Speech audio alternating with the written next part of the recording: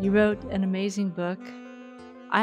It's classified as a young adult. Is that true? They call it upper middle grade, but um, but I don't. There's a British author named S.F. Said, and I've sort of stolen a phrase from him that I love. He says, uh, "I write books for an audience which includes children but excludes no one," and that's how I like to think about my audience also. Because when I was a kid, um, I did not like to read books that were written for my age. I wanted to read Stephen King, and I wanted to read H.P. Lovecraft, and I wanted to read Clive Barker. I mean, I guess I was kind of like a horror fan, but I just I didn't I didn't want to feel like I was being put in a box by the books that I was reading. And so that's kind of how I approach writing and telling stories too.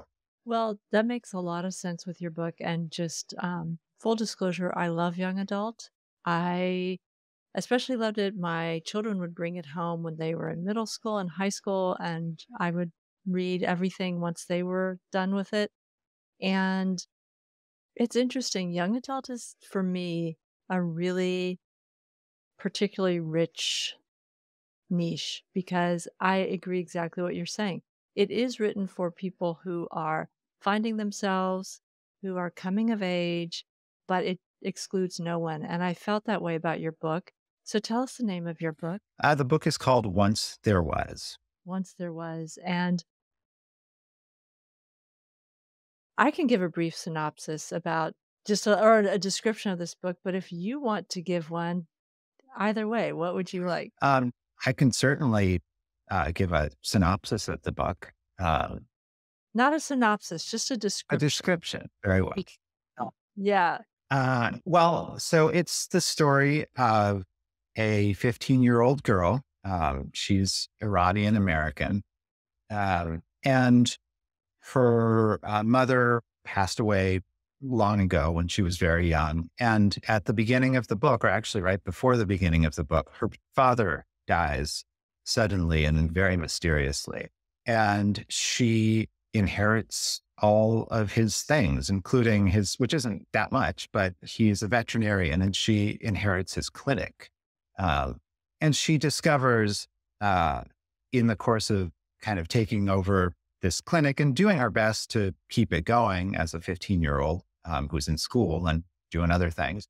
But she discovers that he kind of had a secret side side work that he was doing through this clinic, which is that he was caring for mythical creatures, creatures that should only exist in fairy tales.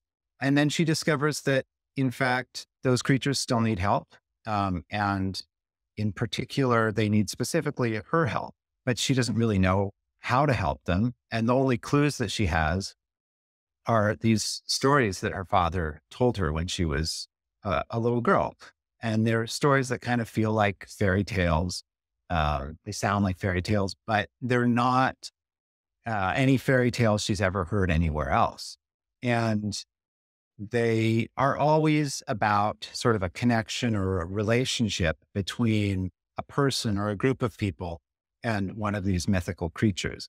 And so these are kind of like the clues that she has to sort of guide her into starting to understand what turns out to be a pretty complex and, actually morally murky world. And she has to find herself and she has to grow up, pretty quickly and make some pretty, pretty big choices of like, right and wrong and who to trust and who to believe. And so it's an adventure story and it's kind of a thriller.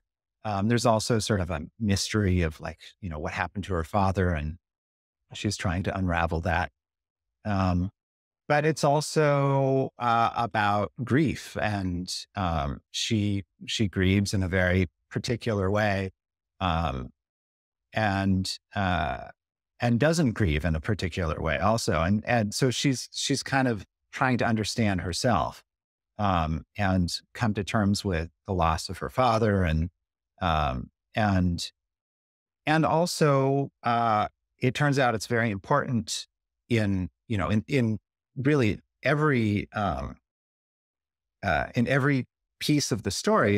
It turns out it's very important for her to understand her cultural heritage as an Iranian American, which is something that she's never really felt a strong connection to before in her life. And so part of the story is about trying to make that connection for herself.